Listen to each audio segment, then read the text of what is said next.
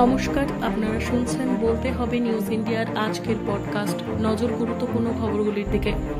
মাধ্যমিক উচ্চ মাধ্যমিকের রেজাল্ট মে মাসেই। কবে কোন পরীক্ষার ফল প্রকাশ জানালেন শিক্ষামন্ত্রী।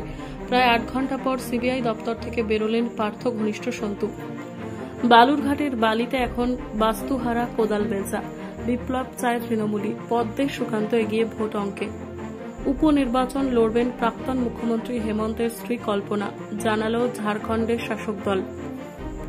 এপ্রিলে এত গরম 44 বছর আগে পড়েছিল। বৃহস্পতিবার গনগনে কলকাতা উষ্ণতম, আরও তাপ বৃদ্ধির সতর্কতা।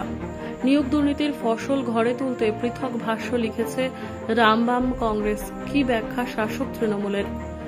26,000 চাকরিহারাকে এপ্রিল মাসের বেতন দেবে রাজ্য সরকার। শ্রম আইনের সিদ্ধান্ত শিক্ষা দপ্তরের। কলকাতায় জঙ্গি গতিবিধি নজরে জোর লালবাজারের। শহরের অতিথিদের জন্য বিশেষ পোর্টালের ভাবনা।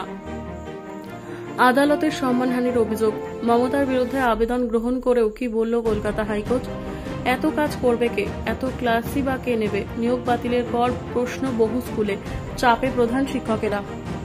স্ত্রীর পাশে সারা রাত হাসপাতালে কাঞ্চন। কি হয়েছে শ্রীময়ী? ফোনে জানালেন অভিনেত্রী নিজেই।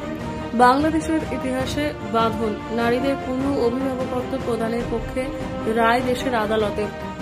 বিমানবন্দর থেকে সোজা চলে এসেছিলেন মাঠে। সৌরভের দিল্লি মুগ্ধ বদলে যাওয়া পন্থে। নাছুর রিঙ্কু পিছু ছাড়লেন না বিরাটের। উপহার আদায় করেই ফিরলেন কেকেআর ব্যাটার। কি পেলেন?